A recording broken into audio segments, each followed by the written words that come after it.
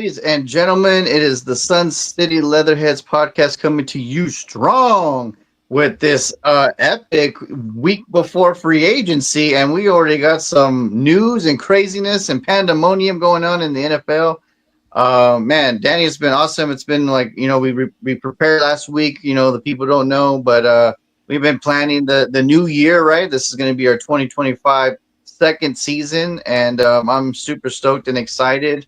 And yeah, we're gonna hit the reins running because there's already news in the NFL, which is gonna help us bring a great show for people. So, Danny, how are we doing today? Doing good, Jay. I'm excited. This is probably the start of the off season officially, right? Where it's a lot of frenzy, a lot of activity going on from team to team. My team actually made a couple of trades this week, which was pretty surprising, and they did it in the morning. So it was cool, and it's good to see that they're taking that vision, right, to improving that offensive line and protecting Caleb Williams. So there's just a lot of activity that I'm excited to talk to you about today. Yeah, and hey, maybe the senile guy, the one who flew over the cuckoo's nest, is actually coming out of the facility in Dallas because he's actually doing things and being a little aggressive so far.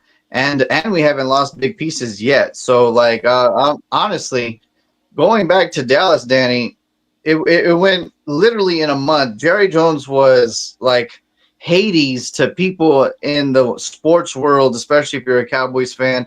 And then the Mavericks were like, you know what? Hold my poodle. We're gonna check this out real quick.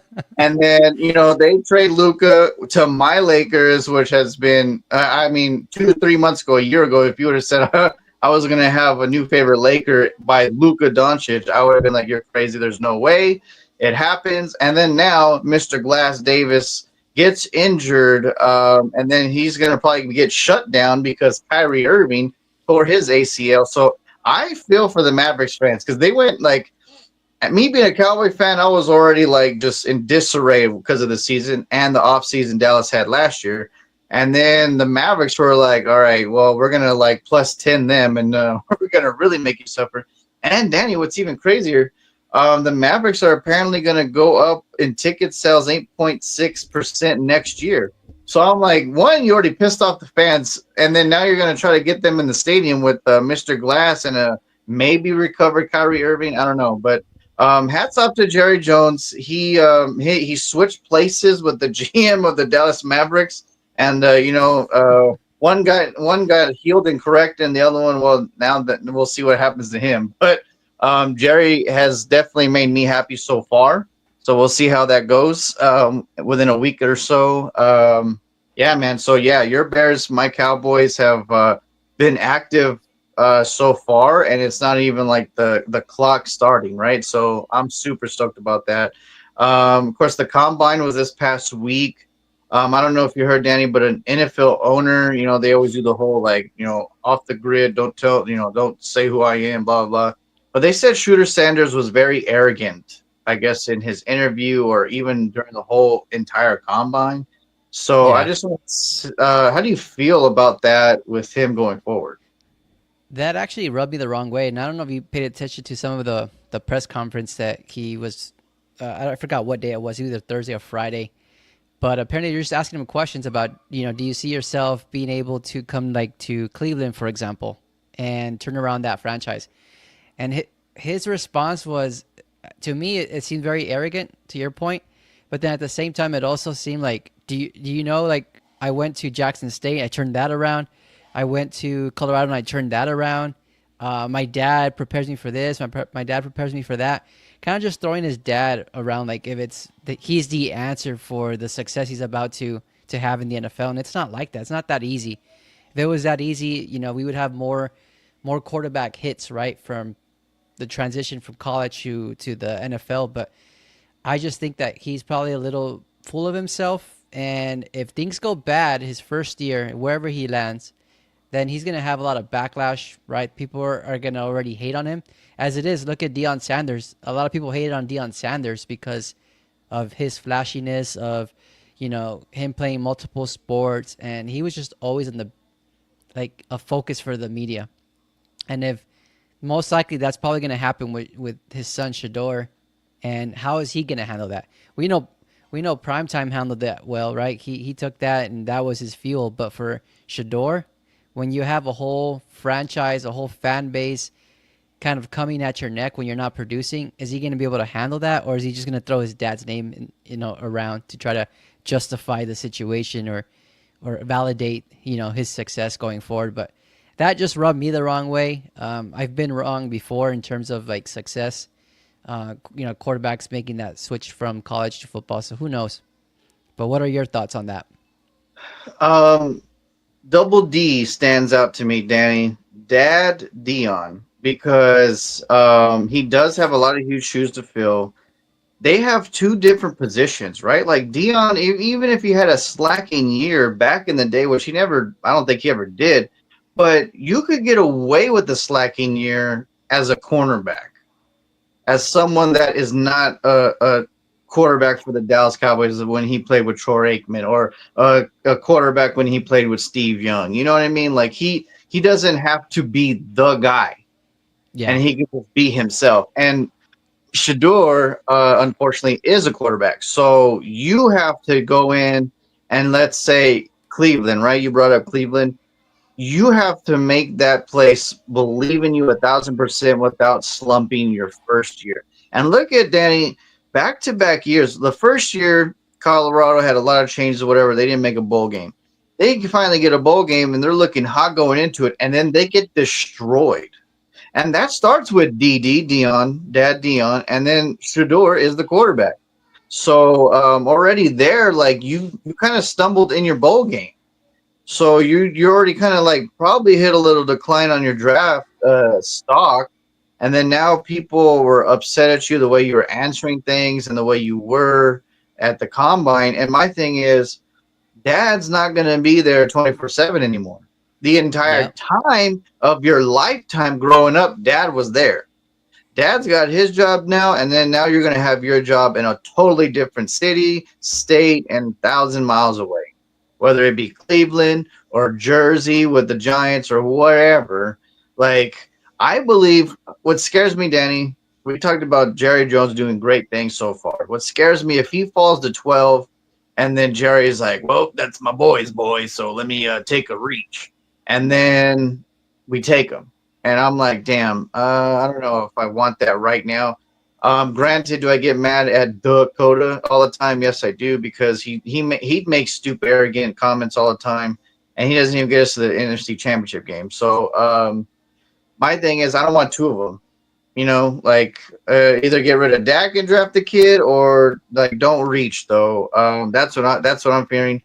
But I think his draft stock maybe fell, and maybe Cam Ward is now the number one choice. yeah. Going 5 months ago, Shador was the hands-on favorite to be in the number one pick as a quarterback for sure. And then Cam Ward, he had a great year in Miami. Apparently wasn't arrogant, so like he's done all the right things. So I think Cam Ward probably goes one now, one or two in the draft, You like know what? overall. Yeah, I agree with you there. I think you're right on, and I think a lot of the mock drafts that we're seeing post combine are reflecting that. They're reflecting him dropping either out of the top 10, and then even some people have said that he may even be late in the first because of his interactions at the combine. But what scares me about Shador is he already has that untouchable or that type of nothing can stop me type of attitude, but we haven't seen his game really elevate. Like, yeah, he had some good games at Colorado, right? He went toe to toe with some pretty good teams like TCU, right, last year or the year before that. Last year he had a couple of good games. I mean, they had a really good season, but there was times where it was just inconsistent play. And if you're comparing, the conference that he's playing in right now, I don't see. I mean, it's not the top SEC conference. It's not the Big Ten, right? So if he Yeah, struggled with that, go no, for it. go ahead. Go ahead. Go ahead. So if he struggled with that level of competition, what's to say like the faster speed of the NFL? What are the defenses going to do to him? You know what I mean? Like what are the you know, secondary safeties if they pick him off? How is he going to react to that? That's what I want to see. Yeah, I'm a bit worried because he's been spoiled so long that like now you gotta not be spoon fed, right? Like you're gonna have to go cook your own meal and then spoon feed yourself. So I hope he does really well. Like I'm not trying to, hopefully not. I'm not trying to justify his failure. I'm trying to hope that he somewhere along the line it clicks to him, maybe mid season or anywhere. We're like, all right, like I'm on my own now.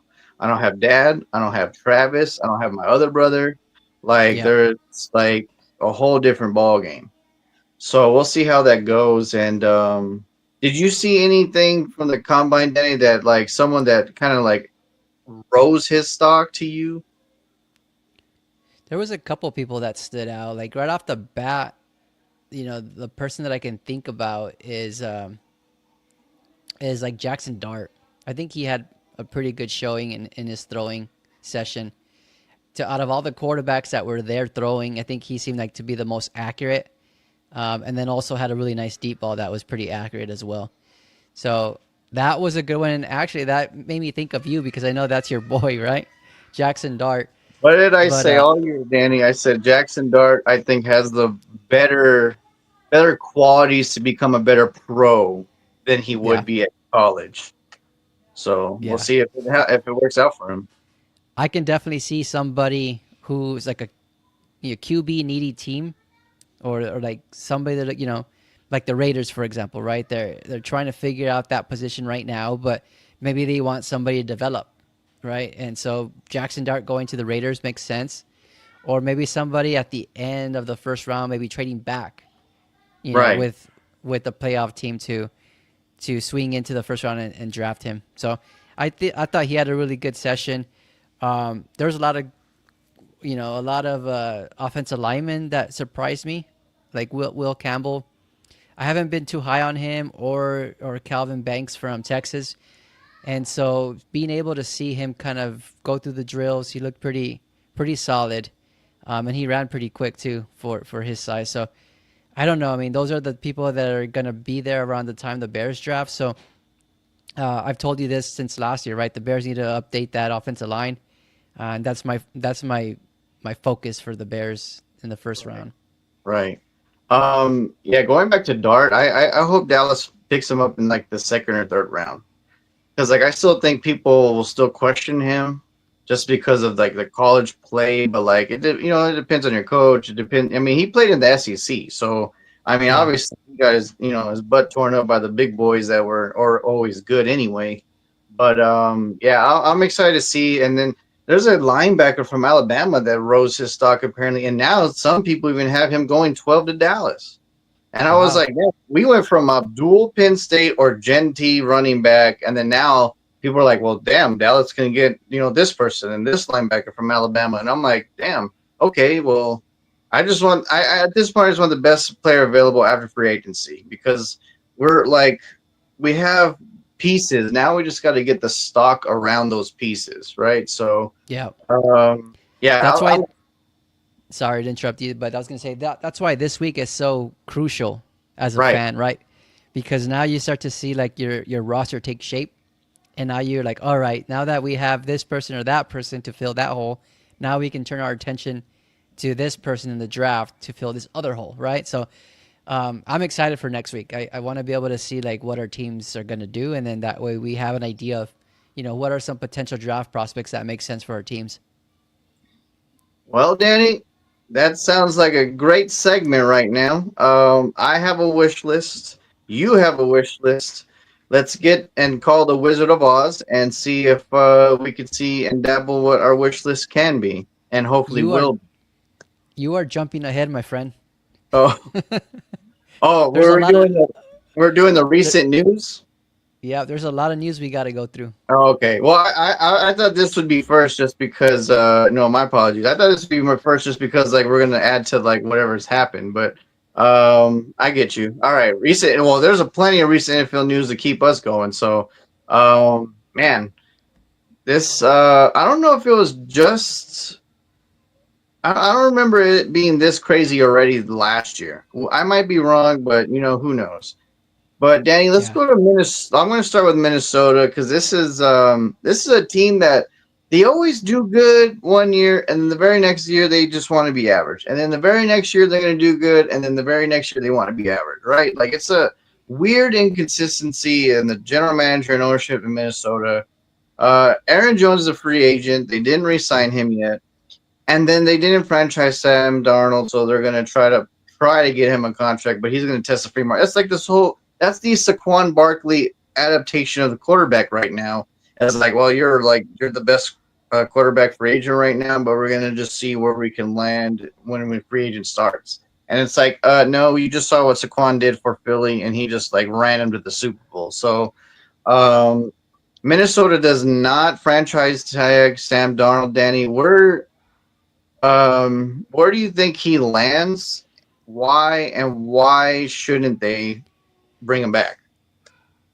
I think, I mean, you drafted a quarterback first in the first round last year. I think, Right. you know, yes, he got hurt, but he was still developing. He was still being able to see, you know, what Sam Darnold could do with that offense, and he was still learning the playbook from afar, right? So I think that's still beneficial in a way. And I think a lot of teams talk about drafting a quarterback in the first round, but then they get a little anxious, or maybe their seat gets a little warm, right? So they go with the rookie to see like what they have in the rookie.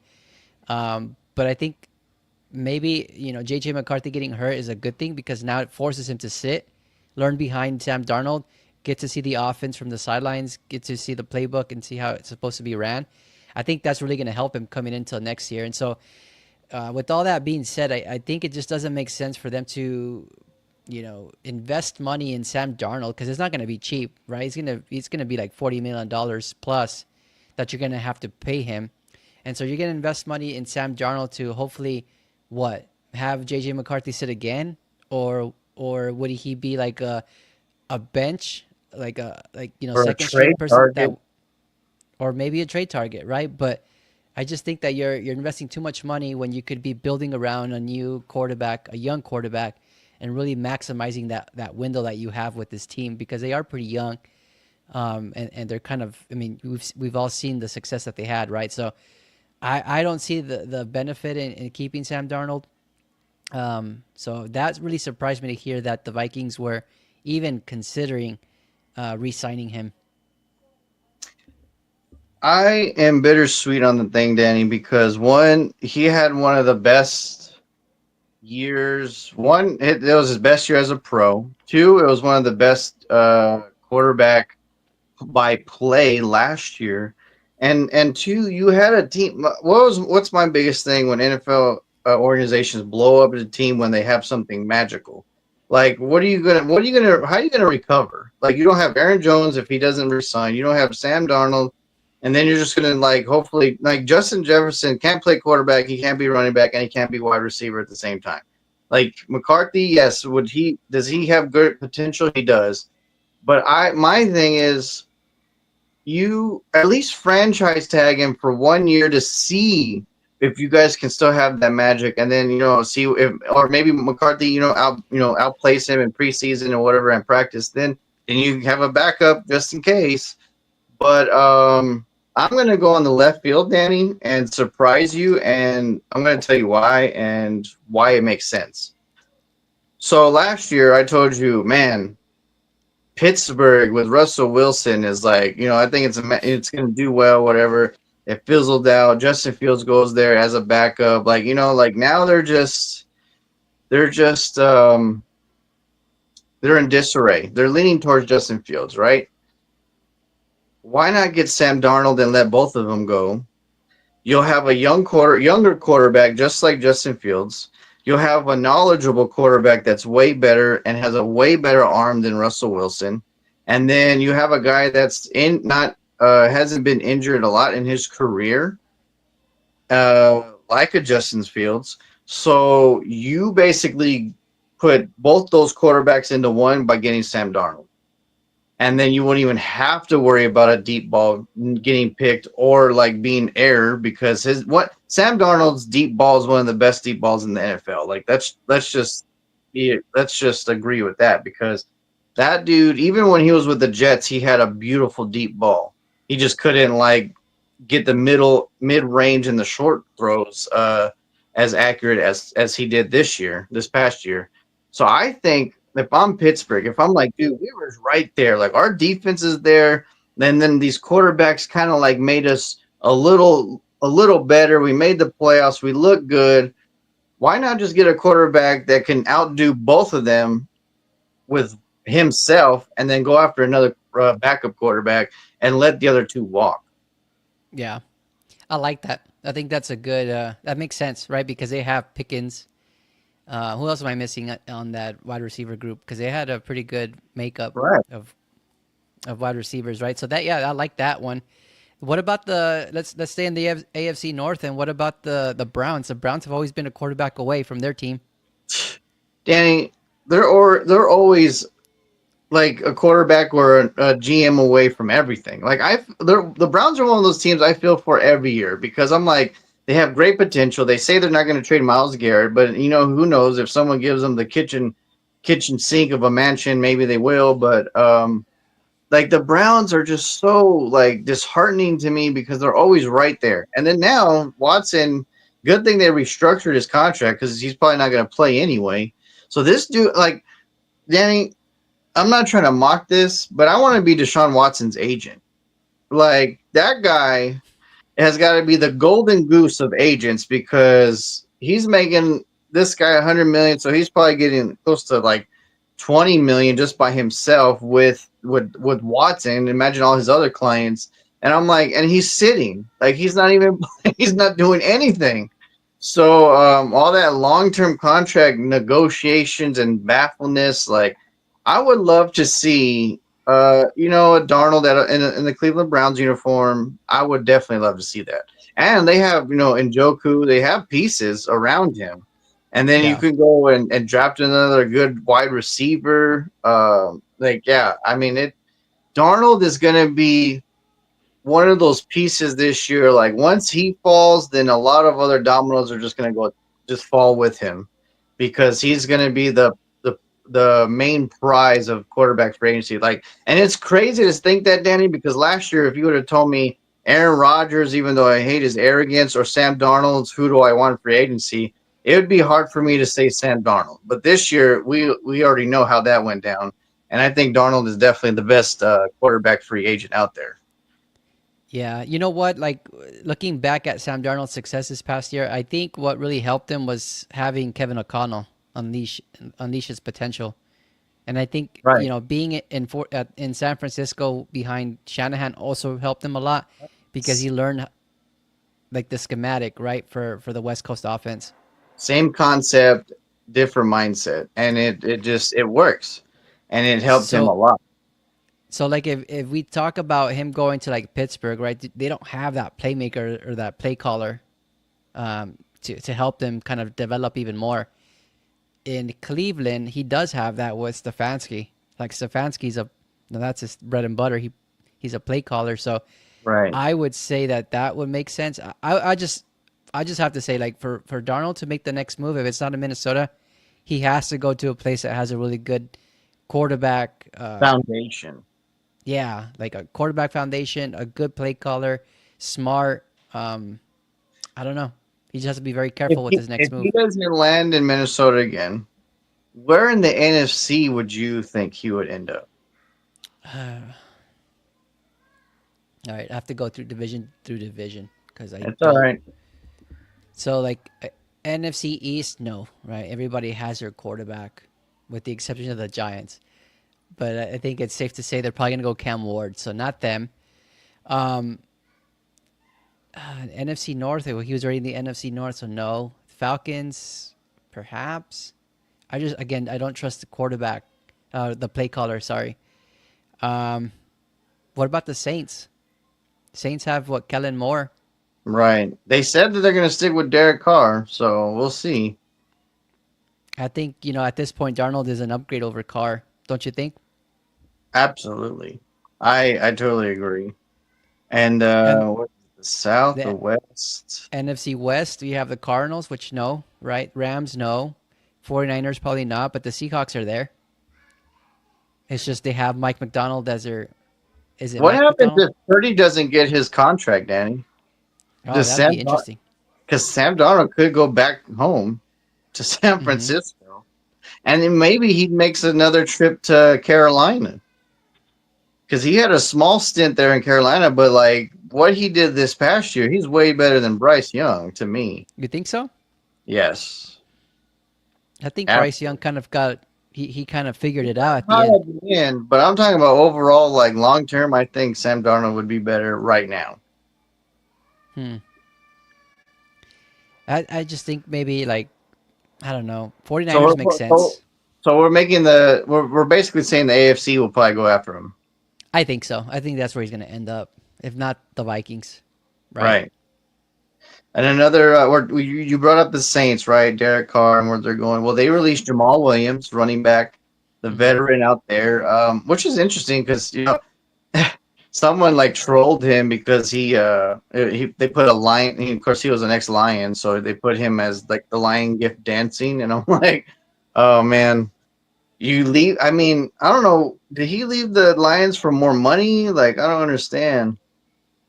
No, I think I don't know. I don't know for more money, but I know that they were looking for what was it? I think Dan Campbell did want to re-sign him, but I don't think they were anticipating for David Montgomery to become available, and so they compared the two. Right? Would we either have Jamal Williams or David Montgomery? And since I guess they had played the Bears twice a year, they saw the running style that David Montgomery had, and they just decided to Right, upgrade. right. Because at that point, I remember that offseason because we were all Bears fans were debating should we re-sign David Montgomery, and of course, a lot of us were like, yeah, for sure. But I think the Bears offered him like maybe 6 million per year, and he ended up going to the Lions for 8 million a year. So I remember that vividly because a lot of the Bears fans were talking crap about him choosing the Lions over the Bears for more money. But it's free agency, and they wanted him more. That's the goal, right? Get more Yeah, money. right. Yeah, it sucks, but okay. And Danny, we're talking about the Bengals, right? Um, we talked about off the broadcast, but the Bengals franchise tag T Higgins, which is the receiver. Obviously, I was like hoping to get, but there's plenty more out there now. But they franchise tag him. But Danny, they're losing a lot of like core pieces. Sam Hubbard, he's retiring out Hmm. of left field. They're all pro defensive ends. What's his name? Give me 1 second. Uh, Oh, Trey Hendrickson. Trey Hendrickson. He was given permission to seek a trade, and then one of their offensive linemen already agreed to go be a Raider. So that's three pieces that's already gone. Pieces that are was what helped you solidify that run that you made to the Super Bowl, right? So like we'll see how they recover from that, and I'm sure they'll hopefully. But always people always smash the Bengals because they're one of those like cheap owner and free agent and GMs also, right? So like they're Yep. just owners just cheap. Like I don't understand what like you have a cap room for a reason. Like it's not like you're spending more than everybody else. Like everyone else has the same damn headstone. But I'm like you're losing pieces, man. Like, hopefully, you go out and get some pieces for Joe Burrow and Jamar Chase, and at this point, T Higgins because you franchise tag him yet again. So, how do you, man, Danny? Remember, I was like, I think the Bengals are probably going to be last in their division. Like, do you think? Do you, oh man, I don't know. Like, I'm kind of worried about them still. Yeah, I mean it's I think we talked about this last season, right? Is that their window's closing. Right, And what's like to your point, what's not helping them is that that perception from players that they're cheap. They don't want to take care of their own players, right? So they just ready to bounce. And that's gonna hurt them because I know T Higgins is not happy or thrilled to get a franchise tag. Yeah, he's probably making a lot of money, but he wants that protection, right? To make sure that he's right, gonna continue getting this amount of money for the next 4 or 5 years, right? Not just this year. So it's very risky from his sake. I don't think Jamar Chase is too happy either. I mean, he showed it last season that he wasn't too happy with not being extended, and Joe Burrow, I mean, he's your franchise cornerstone, right? So you have to have him. But the thing that it makes this all dangerous is that you have like two wide receivers probably going to command a lot of money, right? A lot of your cap. You have your quarterback also commanding a ton of money in your cap. So now it's going to become very crucial for them to build a roster to the draft. So if they mess up to the draft, right, they draft the wrong players or whatever, even though they have a top two wideouts, like probably the top two wide receiver groups in the NFL, and then you have, one of the best quarterbacks, but then your defense is going to suck. You're going to lose a lot of games either way. And then eventually those players that are your playmakers and you're paying a lot of money to are going to become disgruntled because they're never winning. So it's like they have to be very careful because it's going to be I mean, this is the Cincinnati way. I think this is what they've been known to, right? Even with Andy Dalton back in the day and AJ Green, like they had pretty good seasons, but then they could just never get over the hump. Right. Yeah, I feel for Bengals fans too. And another fanfare I kind of feel for right now too is Seattle. The Hmm. Seattle Seahawks. So you want to save money, I get that. So you release Tyler Lockett. And then right after you release Tyler Lockett, your main number one's like, yo, I don't want to be out. I want to trade. So now you're out your two best wide receivers to a Geno Smith who's obviously like revamped his career, but obviously he needs those pieces or needs some pieces. Like you're gonna have to go, they're gonna have to go in their pockets and get free agents. Like there's no way that you can recover with two. Like you have to get at least one. Yeah, So I mean, where do you think DK Metcalf ends up? probably Green Bay. Just something in my gut tells me he's going to go to Green Bay. Green Bay Uh, has been missing that number one wideout, and here's their opportunity to just trade for him. He's a I proven would guy, big body receiver. I mean, he would be just imagine it. Love throwing it up where DK would just have to go up and grab it.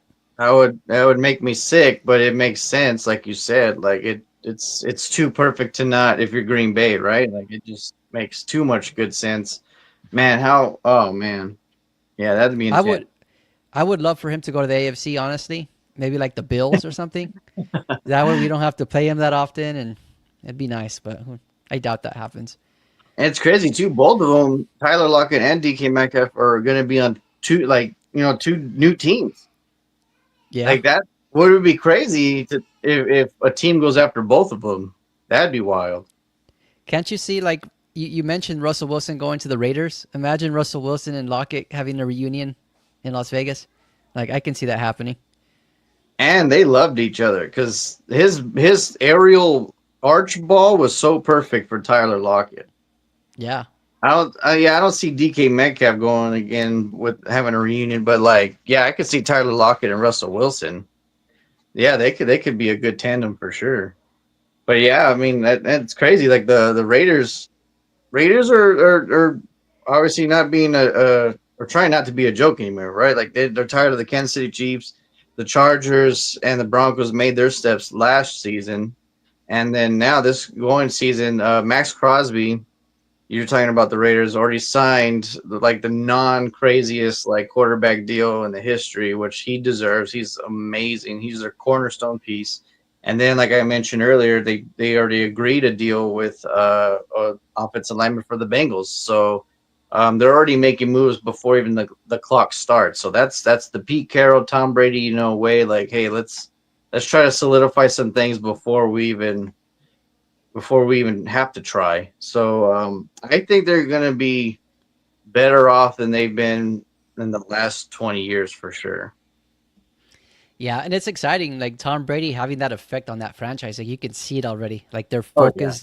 focused in on improving every aspect of that team, right? So I think for now they're kind of in a tough place because it's a poor quarterback class.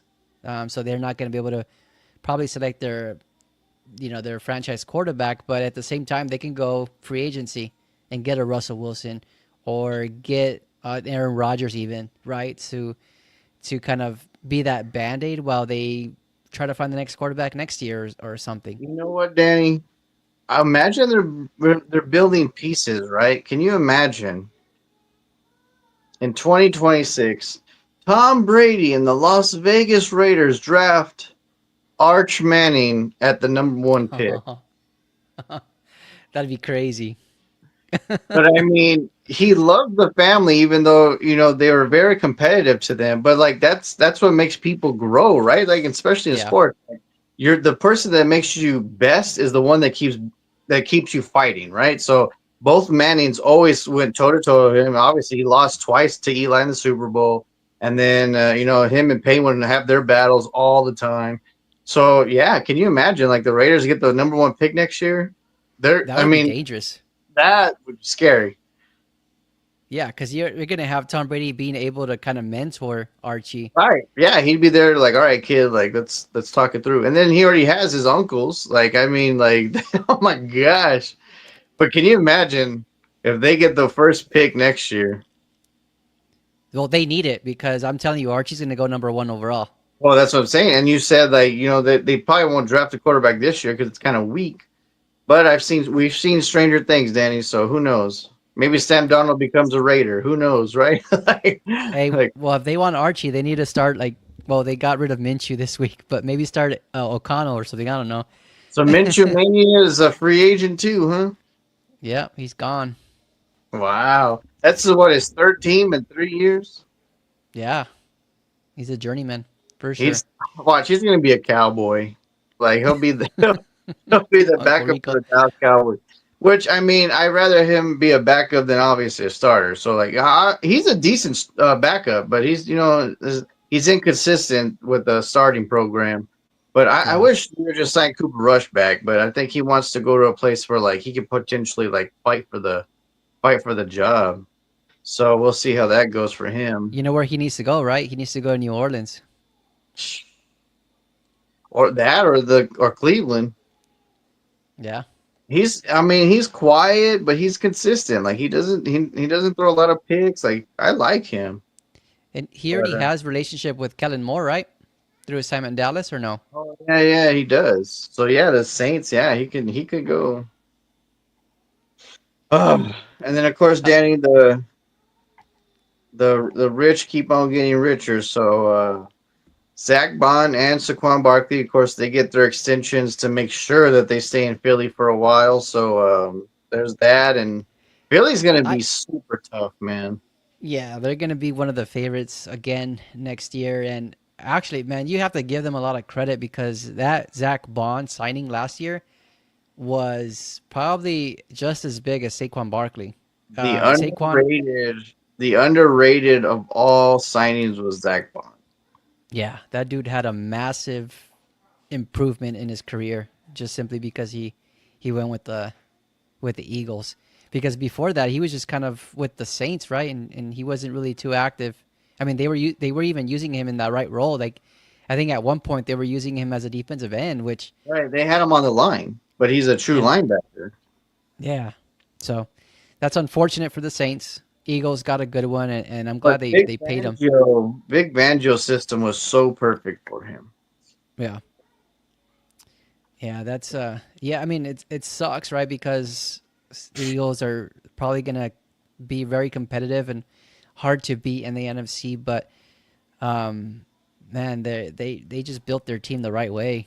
Like, yeah, they're probably gonna lose Josh Sweat, but I think even with the loss of Josh Sweat and others, I think they'll still be fine. They Yeah, they have were. such a deep pipeline of Yeah, they players do. that they're. 'Cause they released Slay and Bradbury. Oh, that's right. I forgot about that. Yeah.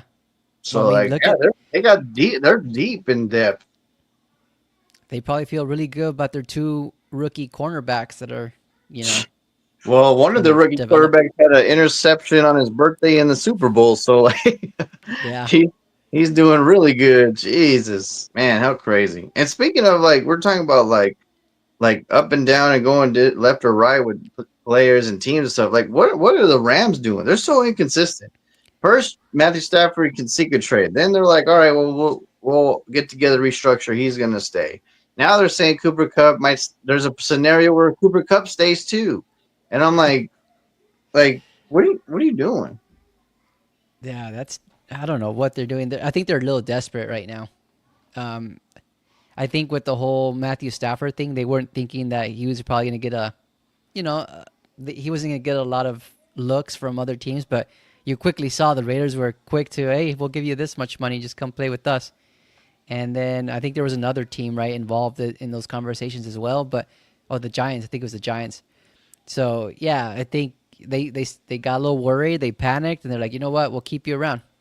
And I think it was the right move. I think Matthew Right. Stafford knows the system well. He's ran it really well. His problem is just that if he can stay healthy, right? If they can protect him, he'll be good. If not, but it's going to be very difficult for him going forward if they don't have a Cooper Cup because now you're putting all the attention on Puka, and Puka's going to get double teamed. And then what is their offense going to look like? And then I Right. don't know if you saw today, they ended up re-signing Tutu Atwell for 1 year, $10 million. So they're paying him a lot of money when they can't afford to pay Cooper Cup. So like It again, I makes don't no I sense. understand that. I'd rather have Cooper Cup than Tutu Atwell. Me too. Like I don't know, man. The Rams are kind of weird to me right now. Like, well, we want everyone to go, but we want them to stay too. Like, well, pick your poison. Like, you should have already decided, like, confirmed everything with both of them, and then you guys can move forward and go after what you need. First of all, don't ever do single high safety against Saquon Barkley 2 games in a row. Like that ate In the them snow. alive. That ate them alive both games in Los Angeles and in Philadelphia. I'm like, That's if it true. didn't work, if it didn't work the first time, why wouldn't you adapt? Like, what are you doing? Yeah. They need a better defensive play caller there. For sure. Um, you know what though? Like, I don't know what they're expecting. I think what they were thinking is by letting the NFL, owners know that Cooper Cup was up for trade. When I don't think they started getting the offers that they really wanted to, Right. and then they saw their rivals, their division rivals, ship out, um, Debo Samuel for a fifth rounder to the Washington Commanders.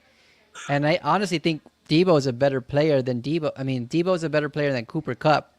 And for him to just be given away for a fifth rounder, like, what are you How expecting? how in the world, Danny, does Debo Samuels get traded for a fifth round pick to the I damn don't get it. Oh my god! And then I saw the team. I was like, really?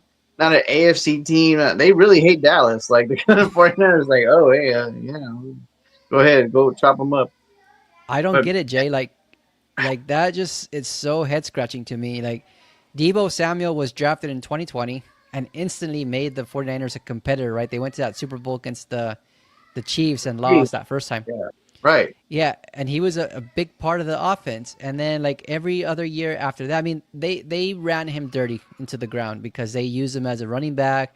right, Um, they everything. used yeah, they used him in so many different ways. So he took a lot of beating, but at the same time, I honestly think that he's worth more than a fifth rounder. I think at least he's worth a second rounder, if not a first rounder. Second And to so third, I would give. But I'm like, you know what, Danny? What you mentioned it right on the thing. What happened with Ezekiel Elliott when Dallas just pounded his ass while Dak had to learn everything? Like I mean, Zeke is so irrelevant now, which sucks. Is it? yeah, He used to be the guy hitting people, but now he's so beat up. He's old in NFL life. And then look at Debo. You said they ground and pounded him, and they got him beat all the time. I wonder if they know that his body is almost on the brink of breaking. So they're like, all right, cool, fifth round, sweet, bye. And then they're like, ha ha ha ha. Washington doesn't know that we're gonna, we're sending someone that's almost gonna be done. Because I'm like, damn, what? I mean, like you said, he's higher than a fifth round pick, but then why would you do that? And my thing is like maybe they believe truly that they beat him down so much that they're gonna win because they'll get a fifth round pick and then Washington will get a washed up guy. So I don't know, yeah, man. that's Kind of that's crazy to think that because he's what 5 years into the league. Like he's not a right, 10-year veteran, right. but they're trading him like at that pricing at that asking price, which is weird.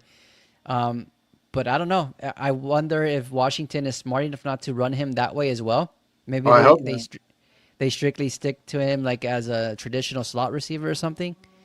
Because if they use him the way that the Niners have been using him, yeah, he's not gonna last. It's wild. Danny, another release that I was surprised by, and I was like, what was Joey Bosa for the Yeah. Los Angeles Chargers. Like that shocked me. So where do you think he ends up, Danny, and why? Um, I think I think he ends up in a place like I was reading some stuff on Twitter yesterday, but they were saying that San Francisco made a lot of sense to pair him with his brother, right? But the thing that's just scary from my perspective is that he's never playing a full season. Like he's always hurt a couple games. He plays half a season here and there. Like how much money is he gonna ask for? And Right. would he be willing to come in like as a rotational type of guy? Because if He's so, ag- he's aggressive and he gets injured. yeah. But as a rotational guy, I think he could make some sense, right? He can go to like the Chiefs if he really wanted to, Right. right? Yeah. Knowing that It's he'll get a ring.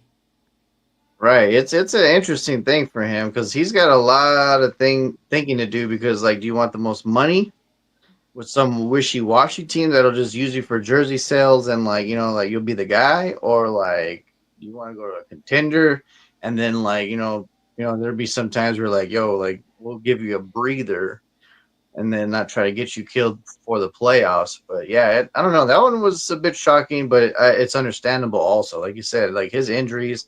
We're talking about the previous person. I forgot who we're talking about, but like Debo Samuel. Hendrickson. Oh, Debo.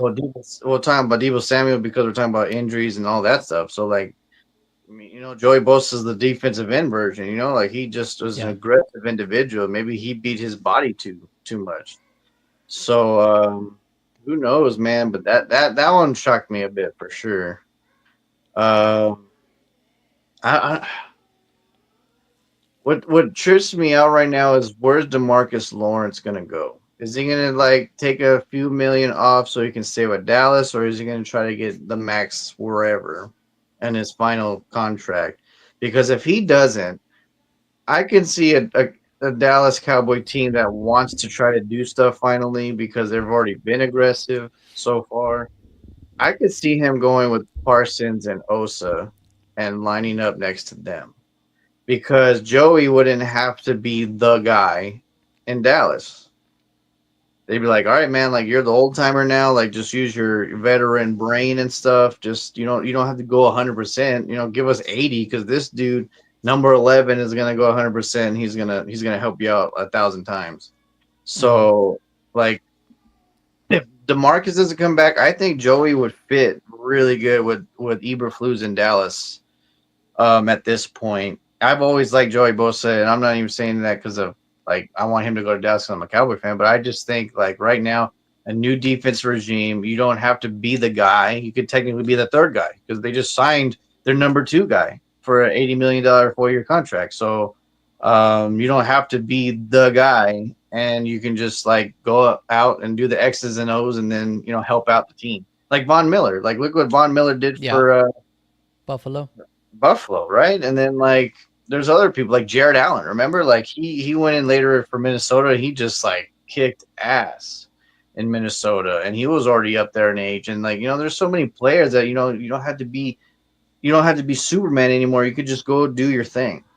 And so a team like that, like a contender that like is just one defensive end of like doing good things, and I think he'll fit really well with. It's going to be interesting to see it, like their outlook, right, for this free agency period. Like, to your point, do they want to get paid like they were getting paid? Because if they do, like, do you really deserve that money? If you're Right. playing like 10 games a year, or are you willing to sacrifice that payday, right, for an opportunity to get to the playoffs because you really haven't done that often, or actually get a championship? Like, would you be willing to go to like the Ravens or the Bills, right, to come in as a rotational guy and Right. really get the value? And I think at the end of the day, it's very beneficial for them, for him, for them saying like them, because Khalil Mack's another one that's similar, and it was his former teammate, right? Marcus Lawrence is Yeah, another. yeah. Like these guys probably would be okay with having that rotation because it's less stress on the body. Right. They don't have to recover and do all the stuff that they would normally have to do at this late stage of their career. Right. Interesting. So we mentioned Sam Darnold earlier, and we're talking about, what if he ends up in Cleveland or whatever. Hmm. Cleveland did, make cap space by restructuring Deshaun Watson's non-playing self, his contract. So like that helps them for sure. Danny, another team is so confusing. 2 years ago, we are like, damn, okay, they might be up and coming with the coach and the quarterback, and now it looks like they're in rebuild. Literally a year and a half later, and that is the Jacksonville Jaguars. It's so bizarre to me. Like you have their center who's retiring. You just released your tight end Marvin Ingram, but that dude's always injured too. So like I like him, but he's Yeah. always injured. Um, And then you are gonna release Christian Kirk. So that's another receiver that's in the free agent market. And Well, they actually traded him to Houston, so they were oh, no, gonna no, no, release no, him. yeah. My apologies. They traded him to Houston for like another late round pick, right? I mean, and Yeah. he was worth more than damn Debo. Wasn't he like a fourth round pick? When he was drafted. No, no, like when he was just traded. Oh, I'm trying to look for the compensation. I don't see it yet. I saw it But earlier. I would imagine he probably got traded for like a fifth Yeah, just like Debo, right? Jesus. because for a seventh, to 2026 seventh round pick. So they didn't give up anything really. They just have to 20. take on that contract, which was pretty pricey. Oh, okay, yeah, yeah, because so they have to get the contract. Wow. Does that tell us that Stephon Diggs may not be there next year, or like what's I happening? I think that's the writing on the wall. I honestly don't think that he had the impact that they were thinking he was going to have. Because even when he was healthy, like I didn't see an improvement on that passing offense. Did you? No, sir. So, yeah. So It I was thought Nico. well, actually, it almost seemed like CJ was like better when he got after he got injured. Yeah, because he was just distributing it to different people, right? Right. Because Stephon is a diva for sure. It's going to be interesting though because if you look at the wide receiver group for the Texans, right? You have Nico Collins, who's for sure you know what you're going to get from him. Tank Dell, I mean that's the problem, right? He has issues staying healthy. I think it's Right. been very unfortunate. I don't think it's his fault. It's just the luck, right? The bad luck that he's had. But I mean, and then you have Christian Kirk, which is another speedster. So it's going to be interesting to see like in what capacity they use Christian Kirk and Tank Dell, Right. because they can really blow off the top of a defense, given that speed. And then man, I don't know, like it's so crazy. Like literally, and then it's in the division too. Like you I traded know. a player in your division to beat your ass. Like, like I don't understand. I would never ever in my life, like John, like Shane, like all right, Barkley, go to Philly. It's cool. Like we're not gonna keep you. Kick our ass twice a year. That's fine. Yeah, asinine, asinine. And then we talked about the Niners earlier with Joey Bosa potentials and Debo Samuel. Well, they also released Javon Hargrave, their defensive tackle. Yeah. So that's interesting. That's another good piece that would be good for rotation.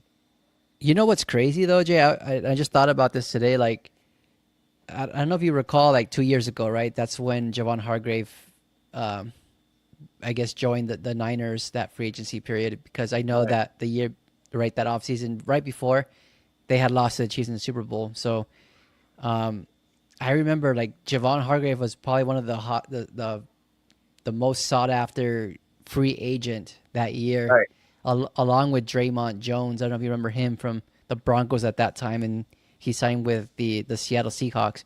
Well, he got released too. So it's crazy to see like 2 years later, these two top free agents, people like teams are just cutting them, right? Because they're right. either not not thrilled with the production that they had on their team, or two, they're too expensive now. So that's another thing that we got to keep in mind, like going forward. Yes, the salary cap is rising, but at the same time, like people are getting paid more because of that. And now it's like you Well, have and to really, some players think that they're worth like the top end of people. I'm like, no, like you're worth the what your value is. Like if you're a B player, you should get paid like a B player. Like you're not gonna be B plus or A minus or A plus. Like that's just how it's gonna be. But Yeah, yeah, now you think these guys are like, well, I want all this and social media and blah blah. I'm like, yeah, but you ain't worth it. Like, what do you mean? yeah, it's gonna be tough because a lot of teams, I think this is gonna become the norm, right? Where they're gonna have to pick and choose who they want to keep on their team, and then who are they willing to cut because of cost savings. Right.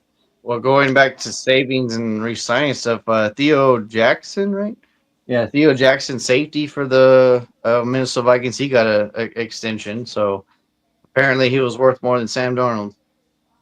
So, so we'll Yeah. see, dude. I want Aaron Jones in Dallas so bad.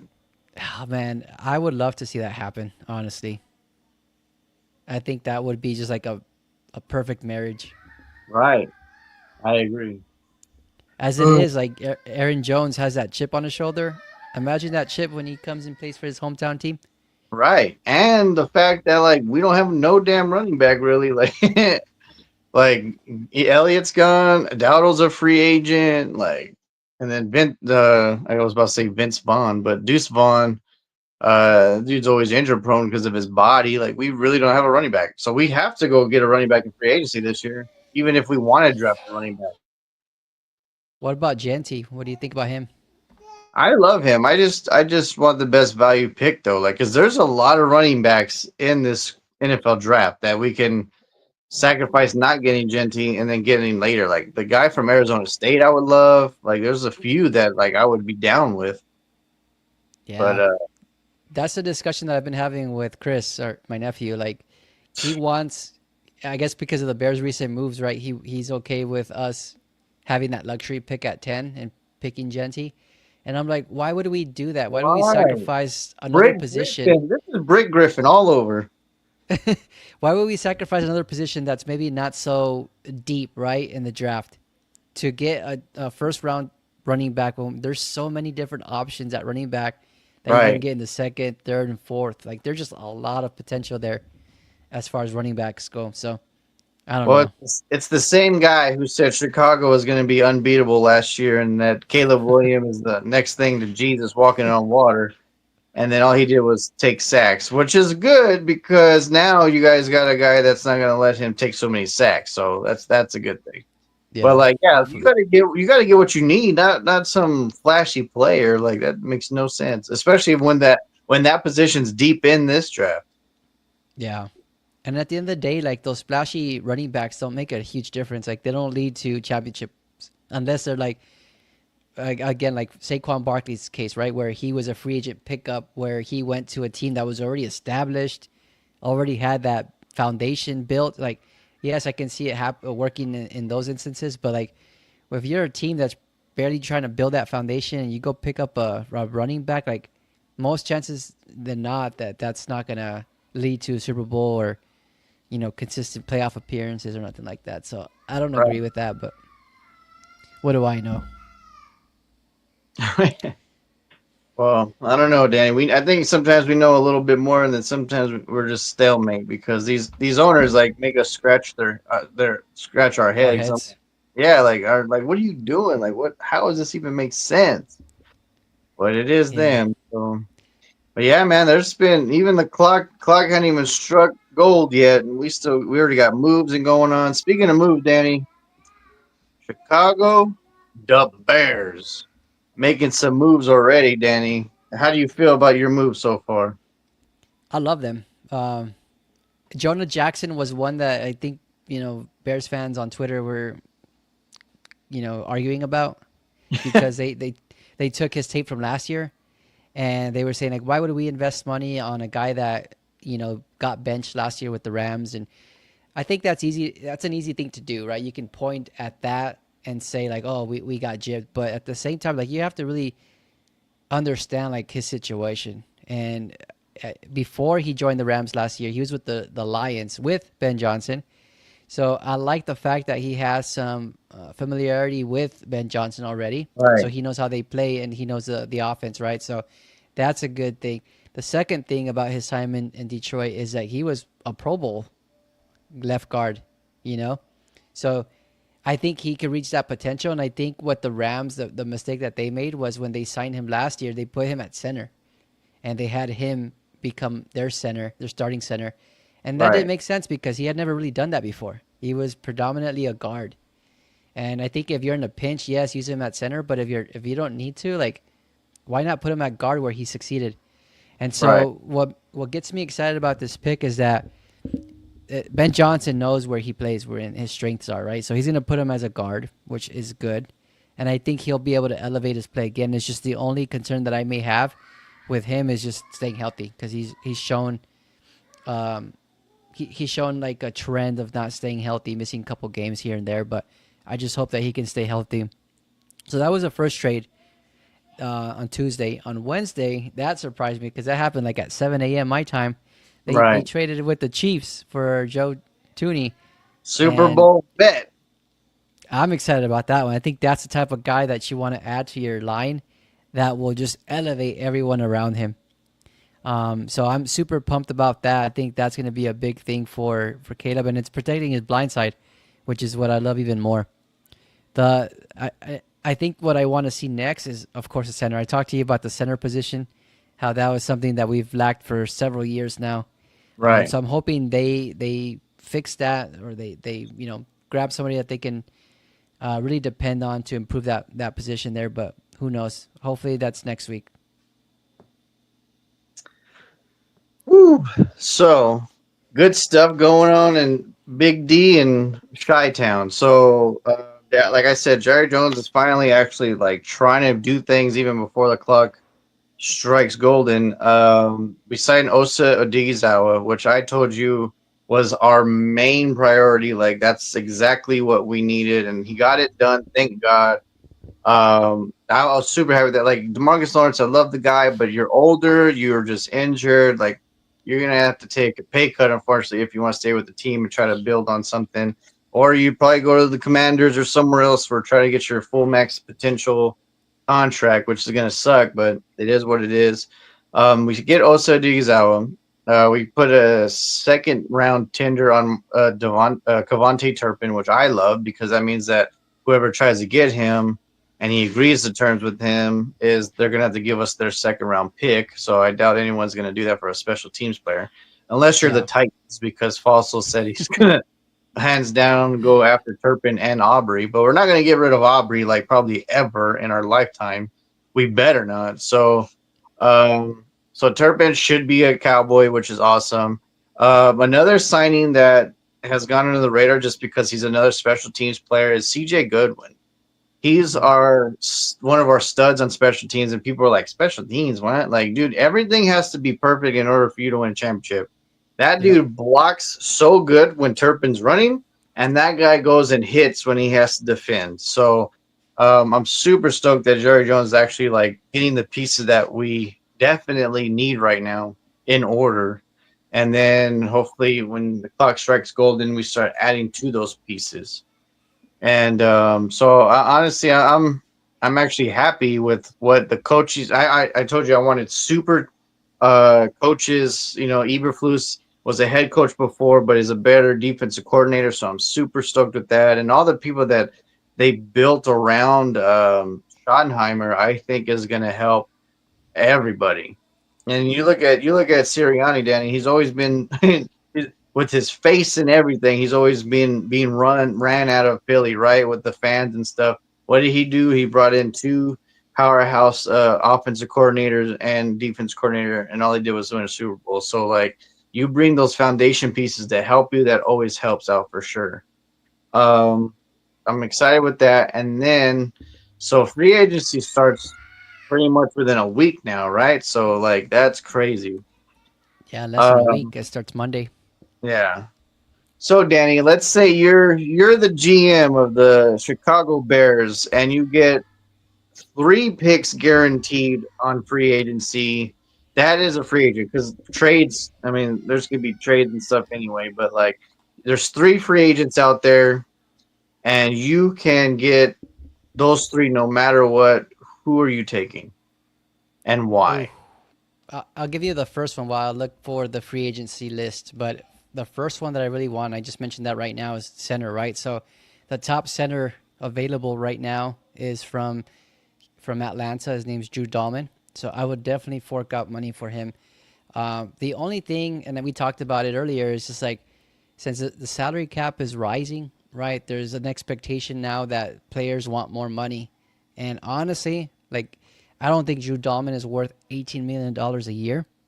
But at this point, the way that teams are going to be competing for his services, and the way that teams now have more money, that's what the projection is for him. Is $18 million a year.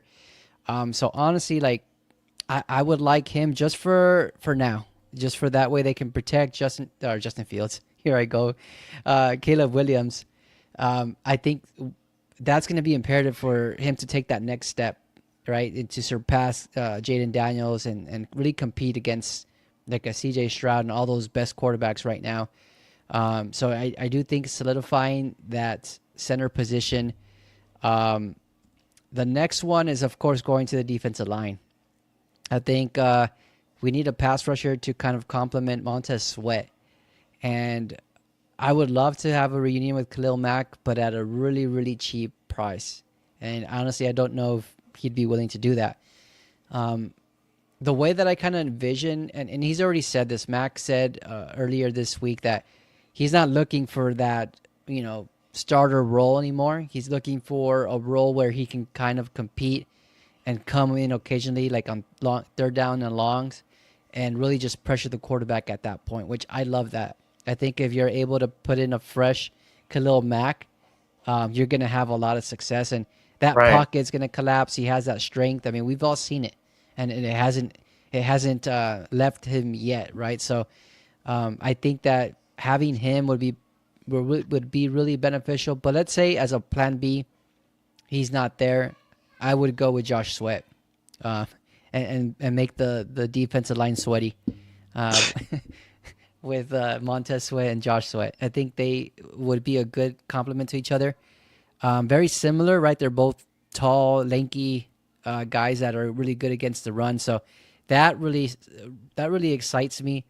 And I think that if we're willing to spend money, right, because we have about $50 million of cap space right now, I would be willing to throw money at center and at defensive end. I think that's the two areas where we need to really beef up.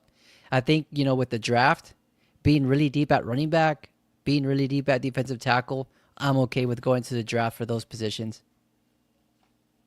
Nice. Whew. So yeah, I didn't even have to go to the free agency list. It just came to me. I'm trying to figure out who are the top like 5 wide receivers in free agency, Let but me let me pull that up. I'll pull that up so I will share my screen. That way we can look through it. But if you want to start off with your first one, go for it. Let me just. so my first one, Danny. Actually, there's two that I think would be very close to similar of exactly what I want. So the one's on offense and one's on defense. If I'm Jerry Jones, I'm like, all right, we're gonna bring someone home and we're gonna do some good stuff. Here we go and go. And I am gonna get Aaron Jones on the phone and be like, look, man, we're gonna draft a running back in this draft, so you're not gonna have to be the guy or the guy the whole time. We're gonna, make you all fresh, run. But I want you here in Dallas. I know you grew up in Texas. Like you love this stadium, you love this team. Come home and let's run this. And I'm gonna give you not just a 1 year contract. I'm gonna give you a 4 year contract guaranteed because I think we're on something good here and we have potential to being really great really soon. The next person that is a dire need for me that I would hands down give anything to is Dexter Lawrence the second from the New York Giants. He He's a hates free losing. agent. He hates losing to Dallas. Yes, sir. And you could put him next to either Micah Parsons or Osi Adugazawa. And imagine that front three, even whoever we get on the left side or right side of the end, that front three would spill disaster for so many teams. Yeah. Sorry, I'm looking through. I No, don't like this list here. I see that you're looking through it. Um, I'll But yeah, so I Okay. would love to pair him with Micah and Osa and have that and have him next to it because he hates losing to Dallas anyway.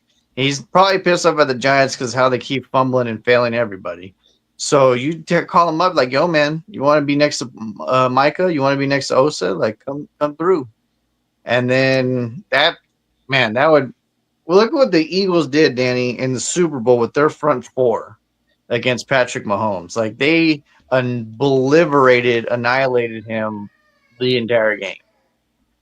They didn't have Yeah. to rush. They didn't have to do so many schematic things. They just were like front four go, and they went. So yeah, those two are like for sure. Like I would like do anything. I'm trying to think of free agent wide receivers that. Of course, T Higgins was my number one, but he got franchise tag. So let me go back to another person that's on defense that I would love, and he just won a Super Bowl, and that would be Darius Slay. Ooh. Because I love Wilson, he's a great hitter, but when he has to cover one on one, that dude gets burnt like toast in a toaster. So he putting Darius Slay with Bland and Diggs, like that would be an amazing triple threat tandem, for sure. Justin Sorry, I'm Fields, like, that's your boy. What if Justin Fields goes back to be Caleb's backup? eh, I doubt that. I honestly think that would be like bad No, but blood. would you mind that at all? I would love it. I would love it because you Your know what Ben favorite Johnson guy, would do. Yeah, I would get to see him run the ball again. But right? Ben Johnson would use him in a Taysom Hill role. Yeah, exactly. Like it makes sense. Yeah. Damn, I can't find the good list, Jay, but I found this one here. Here we go. I think I no, this is everybody again. But anyways, like so Okay, well these I gave you three that are non wide receiver, but obviously I do want Dallas to go get a wide receiver at some point in free agency or the draft to help Lamb. And they probably will go get a free agent wide receiver, to be honest. And they might even trade for DK Metcalf. There's a lot of people saying that they'd be a good fit for them. So I would love a DK Metcalf next to CD Lamb. Can you imagine? And then you what have about Devontae Adams? or oh yeah, he's a free agent too. Hell, I wouldn't mind him. Imagine him Him, and CD. Ooh. him, CD, and then Turpin as your slot. Like, are you kidding me right now? His speed, like, woo, that'd be So dangerous. so shout out to Bleacher Report here because they have it really nicely put together. But There you they have the go. first one at number 10, Amari Cooper. Ooh, a reunion? Yeah, imagine. I doubt that Jerry would do that. Yeah, This is his weird. ego. His ego. Wait, Luther that's a Burden. rookie. Okay, so Yeah, these are like the top 10 wide receivers together. I guess. That's weird. DeAndre Hopkins, free agent. Wow, that's true. I mean, he would be a good two. Like all these dudes are they're older than CD, so they'll be a two, and that'd be great. Stephon Diggs, free agent. I just Yeah, hope they'll if try. he goes down, I just hope he's not a diva. Like He's just gonna chill be a out. diva. That's his thing. That's his DNA. Yeah. Maybe having his Unfortunately. brother there will be kind of settle him down a little bit more, but who knows? All right. Who's next? That's a rookie. Another rookie. Matthew Golden. He ran pretty fast at the combine. He's good. Another rookie. What the hell? These are not free agents. Chris Godwin. Oh, he would be a great number two. Yeah. He's been a great. He could be a good number one for a team, but like Mm-hmm. he's a great number two for sure because he's him and Mike Evans, man. They've tore it up. Just because The he's only injured is the only reason why he hasn't been re-signed already. exactly. He's injury prone. He has an injury history, so that makes teams shy. We got Devontae Adams as number two. Who's the number one? Ah, this is a rookie. He's gonna be Who's badass he, though. who's he though? He's with Arizona, with the Wildcats. Well, I mean, put him with Lamb then. Draft He's him at actually 12. he's projected to go like top 10. Really? Yeah, like either 6 or 7 is what I've seen. Damn, he's that good? Yeah, go look at his highlights if you haven't. Like that dude's a he's like Mike Evans' clone, man. He's a big bodied guy. All right, I'm down. But yeah, So out of these wide receivers, are there any? And there's other wideouts, right? Of course, like there's like the tier B and C wideouts that sometimes right, do make a difference, right? absolutely, especially in the scheme because they don't have to be Exactly. one. Like one is CD Lamb, so Let me see if I can find something here. But like I can give you an example of one, like Darius Slayton from the Giants, free agent. That dude, I think, I mean, he's always shown flashes with the Giants. I right. think the only problem with him and his production has been the quarterback position. Like they had so much inconsistency that I mean, how can you develop a rapport with anyone when you're being benched or when you're getting hurt or whatever the case may be for the quarterback role? But yeah, I just think that Keenan Allen's another one. Deontay Johnson is another one. Wait, the Bears don't. Oh, they didn't resign him, huh? Yeah, it was just a 1 year rental. Wow. Yeah, man. So either, I mean, all those guys would be very helpful for CD Lamb. As long as we could just take some stress off him, you know what I mean? Like that's the whole thing. Yeah. So these are the top 100 according to Fox Sports. And I think they still have Trey Smith and they still have T. Higgins because they're franchise tag. So technically they could still be, they Declined. can, yeah, they can decline it or it can be traded, sign and trade type of thing. But Chris Godwin's number 4. Zach Bond got re signed today. Khalil Mack is 1. Nick Bolton, if we're looking at defense, right? Nick Bolton's good, and he's got that Yeah. veteran that's been a champion. Like he would be awesome. Yeah. This guy can have the same type of like production as a Zach Bond. Honestly, I Yep. feel like he's Yep. around the ball all the time. Dang. Byron Murphy with the Vikings, he's an older, well, he's not that old. He's 27. I don't know why I thought he was like past 30. That's just us, Uh, Danny.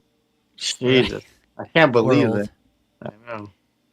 Josh Sweat at number 9. Charvarius Ward. That's interesting. He's an older corner, right? Well, he's All 28. He's right. not that old.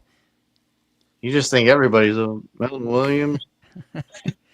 I'm gonna start calling everybody kid now. Yeah, what's up? Um, but this guy Ward is interesting because Ward's been a proven cornerback, right? Even with his time with the Chiefs and his time with the Niners most recently. But I think what's really it may hurt him, and it sucks because it's something that's totally out of his control, and it's him losing his 1 year old daughter last year. I Oh yeah. think the death of her daughter really messed with him mentally, and he even came out and said it publicly. And so it's just he's going to command a lot of money, And why deservedly wouldn't so.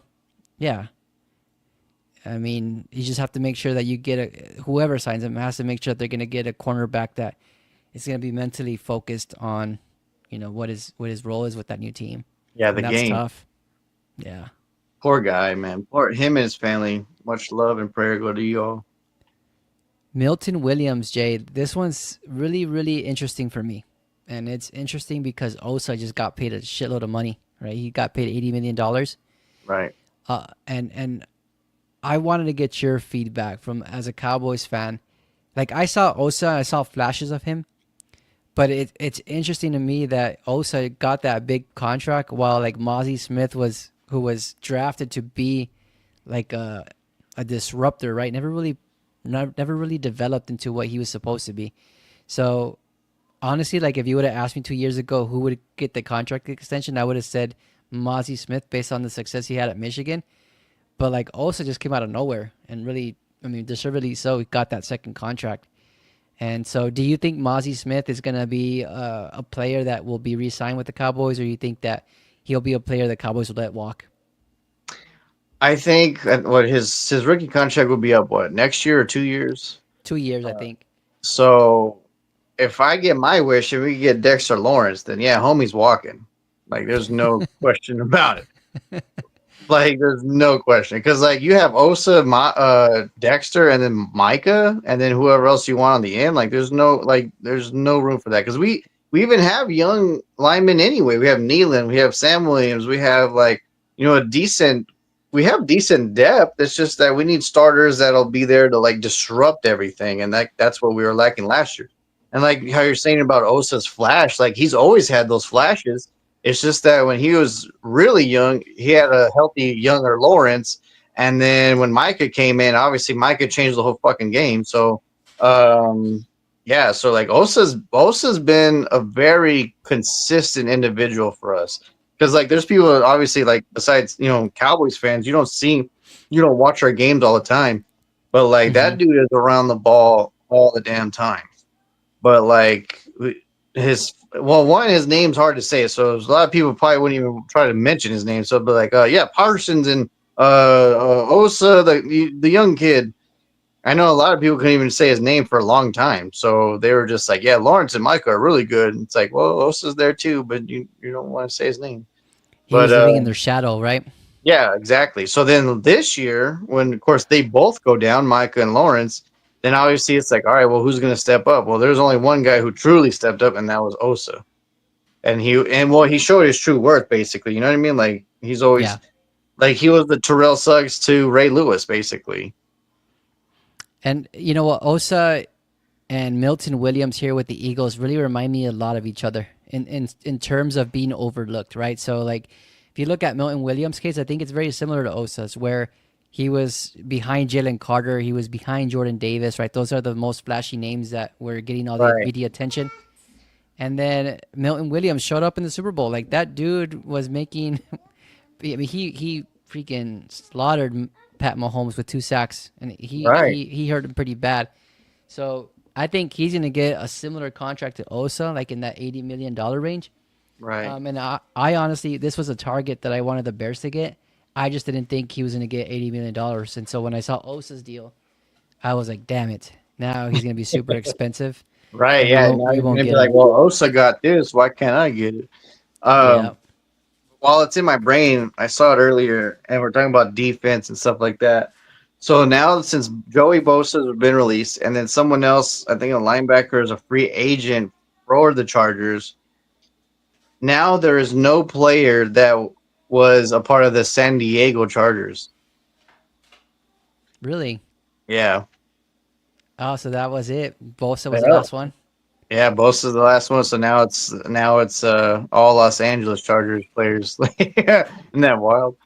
That is wild. I would have never thought that. But you know what? Like, it makes me also wonder what they're going to do at that defensive line now that, I mean, Jim Harbaugh, or yeah, Jim Harbaugh, right? Yeah. I was confusing with Jim and John, but Jim Harbaugh is, I mean, he knows what he wants, right? He's going to be competing for playoffs every year. And so, like, what's going to be their approach to, I mean, you got rid of two top pass rushers in the league, right? And Khalil Mack and Joey Bosa. So where do you turn your Right. attention to? How do you replace those people, that type of production? And plus, do you trust anybody else besides McConkey at wide receiver? You know what I mean? Like, No. like you have a lot of questions in Charger land. Yeah, it's scary. Um, Interesting. Running backs. Najee Harris is is a free agent. Right. I knew he's good, but I'd rather have Aaron Jones. Yeah, I would That's too. crazy how they have him higher than Aaron Jones. Remember all the hype he got coming out of the draft? Yeah, but he's kind of declined ever since. Yeah, I don't think he really lived up to who he was supposed to be. Like I remember like, specifically, like they compared him to like Derrick Henry a lot, Right. and I think people were anticipating that type of production, and it just never happened for the Steelers. Russell Wilson, I think we can all agree that he's going to end up with the Raiders. You think so? Yeah, I just think it makes a match. It's a match made in heaven. Oh yeah, with Pete Carroll and all that. Yeah, Aaron Rodgers is going to be interesting. You and I talked about this off air, but it seems like the Giants are really going to make a push to sign him.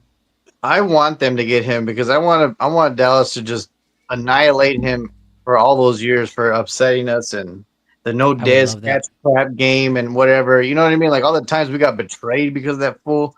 Like I want us to whoop his ass over and over and over. Let's say, let's say that Rodgers goes to the Giants. Do you think that Devontae Adams follows him there? I don't think so. So that's the end of the relationship, their bromance. Yeah, I think it was kind of done last year. Like just because like it's like damn. Well, Yeah. I guess we didn't really need each other. Yeah, they work.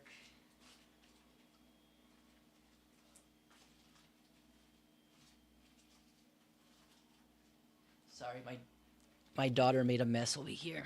Little Puka, going All right, let's crazy. keep going down this list. Stephon Diggs, Javon Holland. Um, that's interesting. Holland. He's You kind know of what? older, right? The Dolphins, like, they just keep losing defensive people every free agency. Like, how do you, if you can't even keep your quarterback healthy, then your defense can't stop nobody. How are you supposed to win in this league? Not only that, but Tyreek Hill was already saying like I'm out. Oh So yeah, I don't know what their deal is. Look who's at number 21. it's on This Riddick. he it's gonna be interesting to see like what his reputation is gonna be like Right. with NFL teams, right? Yeah, because all the crap he pulled last year. And he's 30 now, which what is his expectation in terms of money? Because that's the whole reason why you set out was because you wanted more money, and now you're 30 and you're still asking for money. Like, ooh, Good luck, bro. you're competing against Joey Bosa, Khalil Mack out there. I mean, Demarcus good, Lawrence. yeah, good luck to you. Justin Reed, safety from the Oh, Chiefs.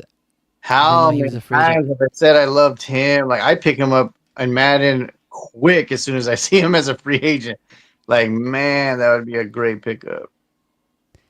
That I didn't know he was a Drake free agent. Greenlaw. Who? Which one? Justin Reed, that's crazy. Yeah. Yeah, Greenlaw is good, man. Maybe the Greenlaw Chiefs is. window's starting to close now too with all these old people leaving. Or these veterans, I should say. See, you're calling them old too, You got it in my damn head, man. right? Drake I'm Greenlaw, man. Oh man, poor guy. I can't believe he like how do you get injured just walking out, like running like how poor guy. Oh. That happened in the Super Bowl, right? Right. And Danny, what if he was the key person to stop them? That last Like play. what yeah, well, or yeah, like or just like wouldn't even make it to overtime because he was like the guy that actually made the play. You know what I mean? Because he people try to stay away from Fred Warner because Fred Warner is Fred Warner.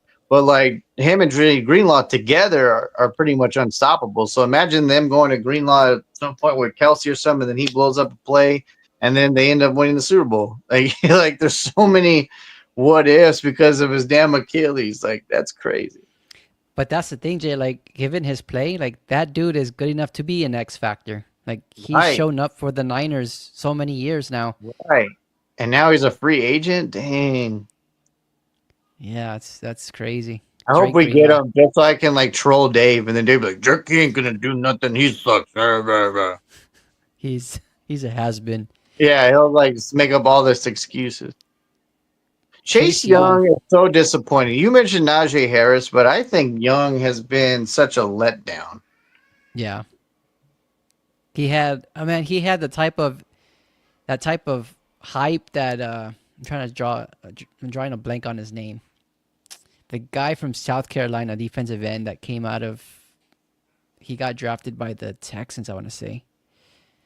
You know who I'm talking about? He laid out a Michigan player in a Oh, bowl game. Davion Clowney. Thank you. Yeah. He had that type of hype coming Right. out of college and he just never I don't know if it was his injuries or And both of them have been going from team to team to team to team to free agent and free agent. that's true. That is true.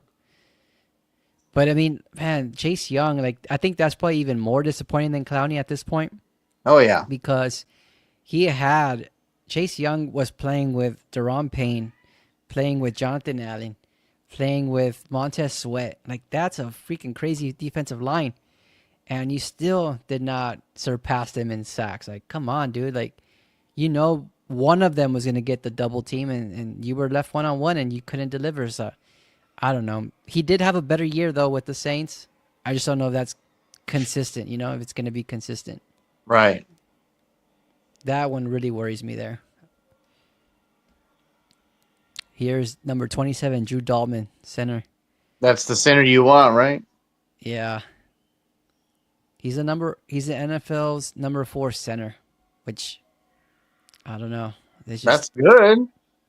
it's a good Because he's thing, a but free agent. I mean, so like, yeah, like whoever gets him is gonna have a stud. this is really good to hear. His new deal won't be that high, but should top $10 million a year. I like that price. If it could be that and not 18, I'm down for that. Here's another one, Jay. Hufanga. Do you remember Hufanga? Have you seen him play? Who funga me? Who funga you? Huh?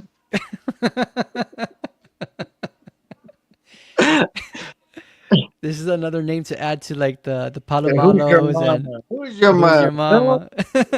funga. Yeah, you funga.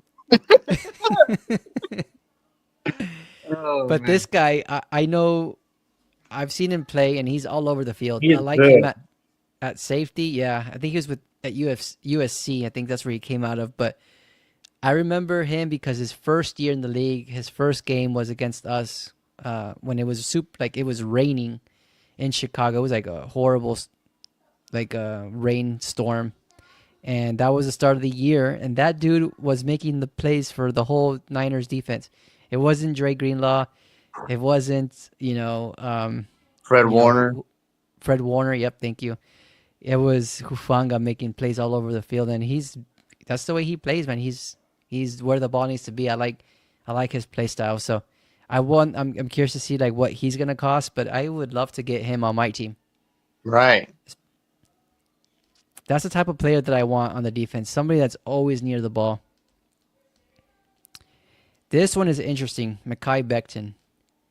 So Mekhi Becton, of course, we all know him from his time with the Jets, right? He was a tackle originally, and he just never really amounted to anything. He was a very disappointing pick for the Jets, and I think they even cut him a year early because he was supposed to be there 4 years, and I don't think he made 4 years with the Jets.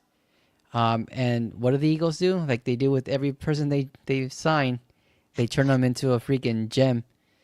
And they put him at right guard, and sure enough, they revitalized his career. Like that dude, and you can see in his play, like that dude moves mountains, like the way he plays. I Dallas just is the right guard. There you go, right guard. I would, I would, I think I would pay him, but I'd be super scared that he would regress. And Right. I don't know if that would be because he was just so. I mean, maybe he got the confidence of playing with other all-pro guards and tackles with the Eagles, but I would hope that now that he got that experience, he'll be able to really sustain his career at that position. Right. Man, it's so crazy to see all these players, huh? Oh, look, there he Yeah, is. Oh, he was that guy. I remember that clip. Like I remember watching that. yeah, he was crying, and he got hurt the first series of the game, and he came back and finished the game. The warrior right there. Cameron Bynum, isn't this a guy that always dances and has like all these cool routines in the end zone? That's him, right? Yeah. Right? This is him. Yeah. I think I would sign him just for that, so I can be entertained. Right. The And he choreographer. and he's a ball hawk too, because he's always Yeah, celebrating in the damn end zone. yeah, that's true, man.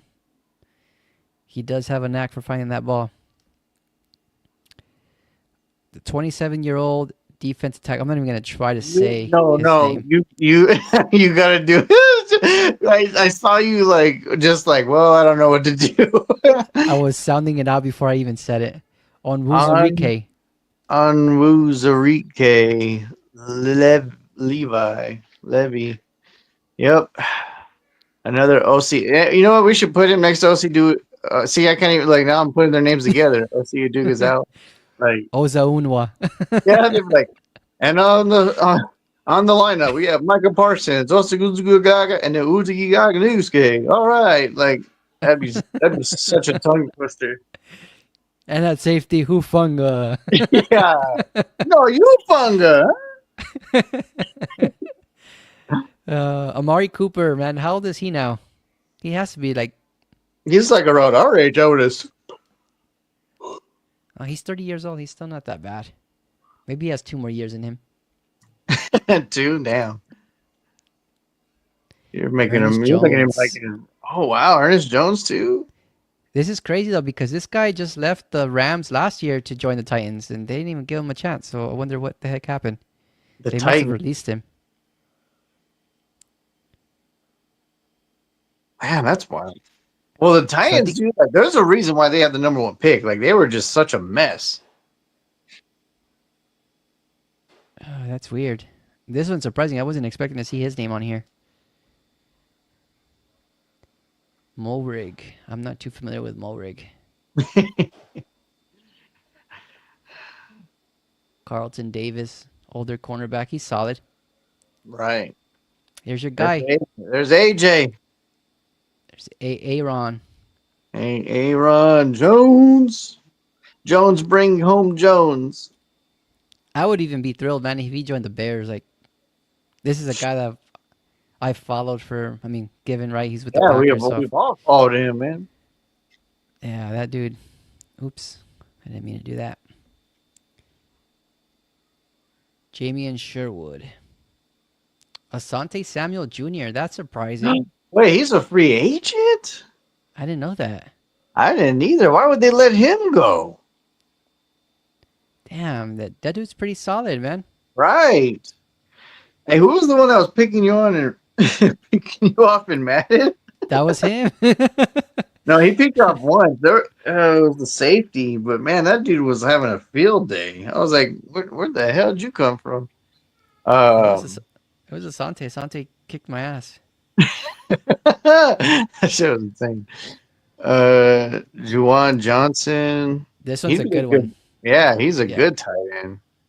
he has Damn like the that big Saints, man. The body Saints are a type. mess. The Saints are a mess too, man. Like they have a lot to do. I'm okay with that though, because the Saints always kicked our ass. So I'm glad to see them kind of come back to reality. Go back to the Aints. Yeah, exactly. Go back to the Aints.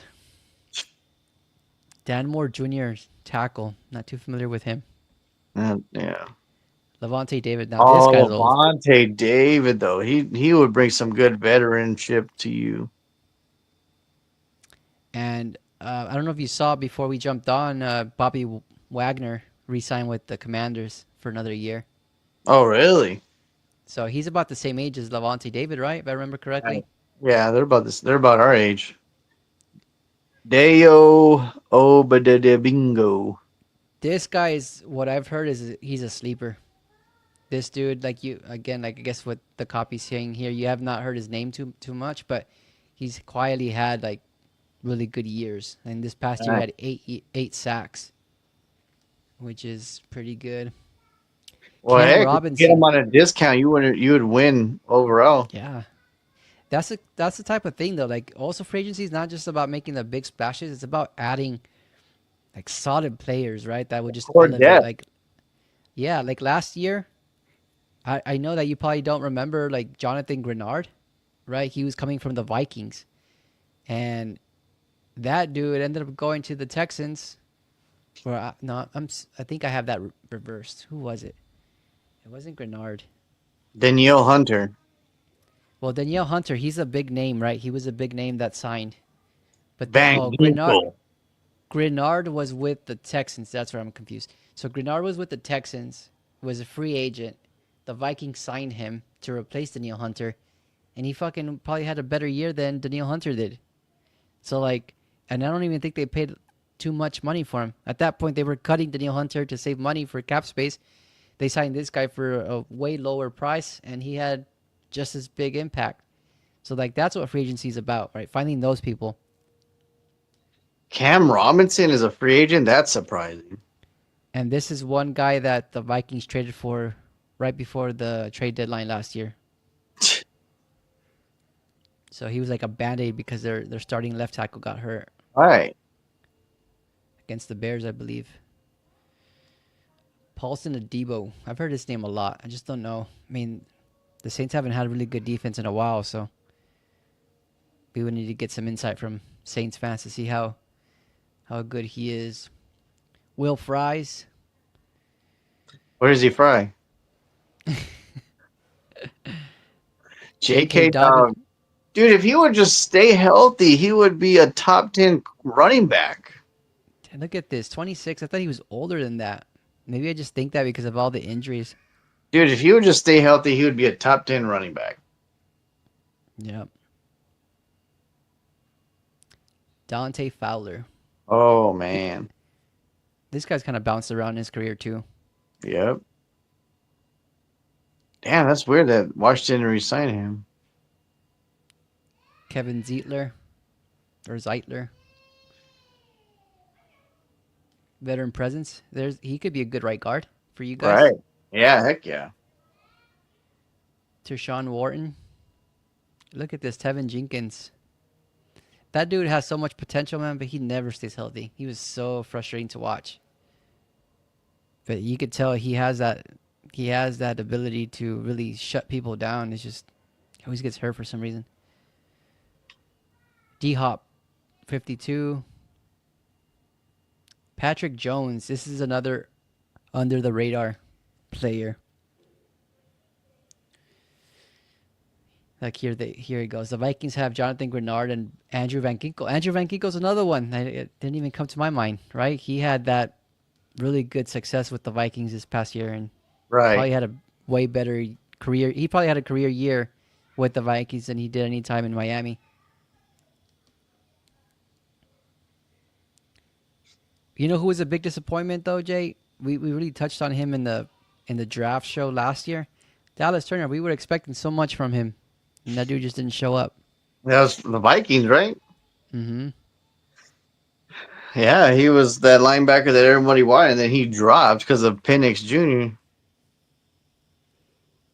Look at this, Justin Fields, 55. I wonder where he goes, man. I'm gonna be interested to see. They say that Steelers are interested in bringing him back, but Right. I don't know. There's Keenan Allen. There's D. Lawrence. What do you guys call him? D-Law? Yeah, D'Lo, Look, your former Cowboy tackle, Tyron Smith. Tyron. This dude's like, he's 34. I was going to say, he's like 40 now. B.J. Hill, older defensive tackle. Russell Douglas, older cornerback.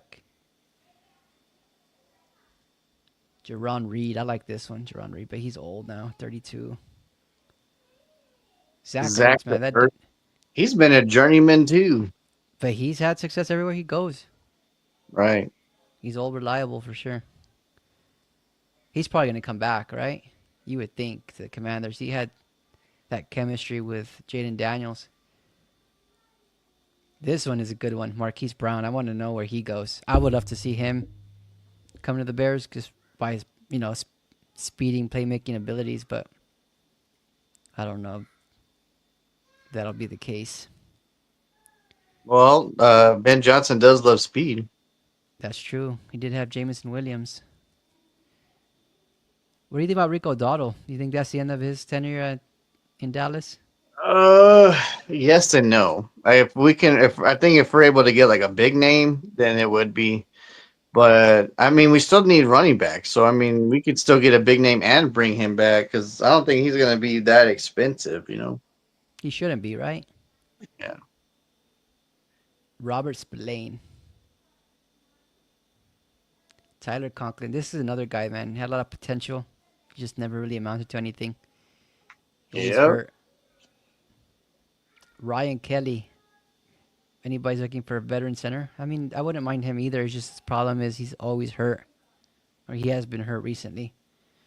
Jeremy Chin, he'd be a steal. Damn, how old is he now? I don't know, but his chin is good. He got a hard He has a chin. good chin. He has a good chin. Yeah. Aziz Ojulari. Okay, let's see. Underrated situational edge rusher. I've heard his name a lot come up in highlights, but Julian Blackman. EJ Speed. You think he's fast? He better Uh, be. Cha- Chauncey Golston. What can you tell us about Chauncey Golston? He's been good, but he does get nicked up from time to time. But he does try to get to the ball pretty good. Like he's got a nose for it for sure. But yeah, he's up and down. I think he was supposed to be what Sam Williams is probably going to be, where he's going to be like our solidified backup. Hmm. But then, of course, Sam Williams got hurt before the start of the season last year. Poor guy. At least he'll be ready by the time this season starts. Right. Dante Jackson. This is interesting because Dante was a part of that trade with Deontay Johnson, right? Dante was coming from the Carolina Panthers. Panthers, Yep. and then Deontay Johnson bounced around. He went from the Steelers to the Ravens to the Texans to the. I think he went back to the Ravens. I don't He know. got traded so many times. Dude, like he must be a diva for sure. And now he's a free agent again. Eric Kendricks. He's probably. I don't think the Cowboys would re-sign him. I think they kind of got what they got. Right. Um, and honestly, like if you're looking at the Cowboys linebackers, I think they'll be fine, right? I mean, Overshown made a lot of impact plays last year, and if he stays healthy, I think they'll be okay. James Daniels, I know him. He used to be our left guard. Nick That's Chubb is interesting. a free agent. That's interesting Yeah, poor guy though, man. I wonder if he's gonna get a real shot with any team. because of his Like, injury. yeah, because I mean, he's hurt his knees at what? How many times now? Mike Hilton. I don't think I'm interested in him. Sheriff is older now. I don't know if I'd want him. Morgan Moses. No, thank you. Darius Like Slayton. Darius Slayton, you mentioned him earlier. Mm-hmm. Jordan Lewis, man, that would be a good signing if Dallas was able to bring him back, but it doesn't look like it. They probably would have already done He was from Michigan, right? it. Or did he play somewhere else? I don't know. Don't remember, but yeah, he was good last year. Mike Gesicki. Dang, they might lose him too. Like, damn, they're losing a lot of our core pieces. The Bengals. I Zach would Martin sign. I'll tired. sign Zach Martin tomorrow. I know, right? Oh, Daniel Jones. Woo, where does he go and be the third stringer? I think that dude's gonna be like the next Zach Wilson. He'll just be on the bench somewhere. Carson Wentz. Yeah, or Carson Wentz. It's probably a better comparison there. Kaiser White. This dude, I don't know too much about him, but he from what when I do see Cardinals games, like that dude's always making some plays here and there, so he must be pretty good. Stephon Gilmore. That dude, man, he's had a good career. Yeah, he has. Javon Hargrave, we mentioned him. Torn triceps last year. Justin Simmons, safety. Oh man. Ooh, that's right. He only signed for 1 year with the Falcons. Oh man. Give both Justins Dallas. Justin Fields and Justin Simmons. Or Justin Reed, I mean. No, you want Justin Fields. That's okay. No, no, that's your guy. Jedrick Wills, tackle. I don't think he's had the career either. Kind of like Mekhi Becton. Yeah. He came in the same draft as oh, here it is, Tristan Wirfs. And Tristan Wirfs has become probably one of the best tackles in the league, and this guy just never amounted to anything. Javon Kinlaw, I've always liked Javon Kinlaw from his time with the Niners. He's always made plays.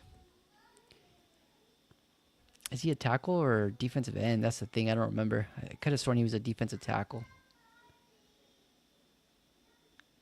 But Robert Sala, he's back with the Niners, right? I forgot about that. Yeah, I know. How tragic. Stupid Niners. All right, Aaron Banks, guard.